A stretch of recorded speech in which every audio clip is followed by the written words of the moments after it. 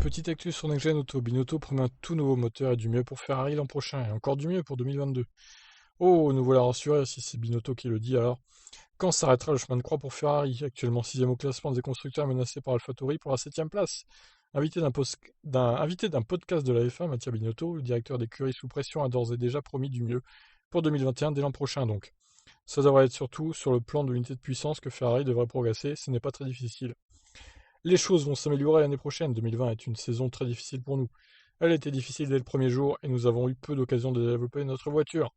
En 2021, il y aura de petites améliorations car nous développons un tout nouveau moteur.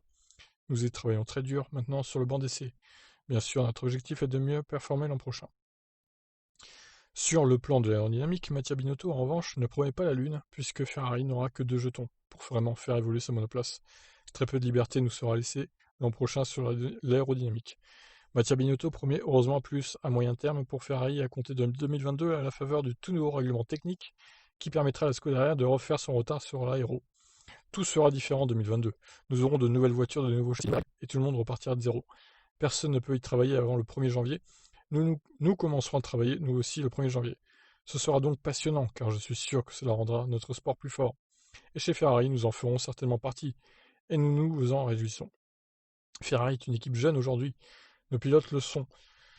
Alors, Vettel, il n'est pas si jeune que ça, hein, pour le coup. Leclerc, oui, d'accord, mais pas Vettel. Nous sommes en train d'organiser notre propre expérience. Mais quel mytho, franchement, qu'est-ce qu'il raconte là? Et cela peut demander du temps, il faut de la patience, mais nous sommes en train de nous doter d'une base solide.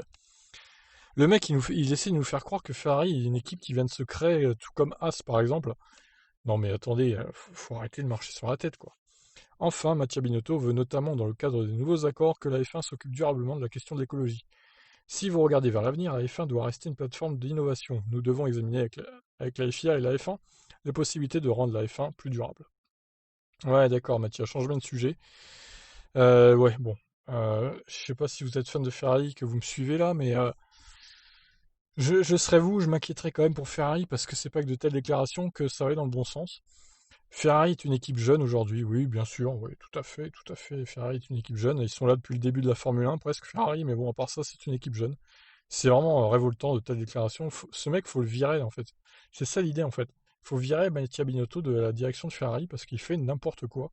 Il déclare n'importe quoi. Enfin, il brasse du vent ce mec-là en fait. Voilà, bah écoutez, je vous laisse réagir. Et voilà, coup dur en ce moment pour les fans de Ferrari, très clairement. Je vous laisse réagir. Ciao.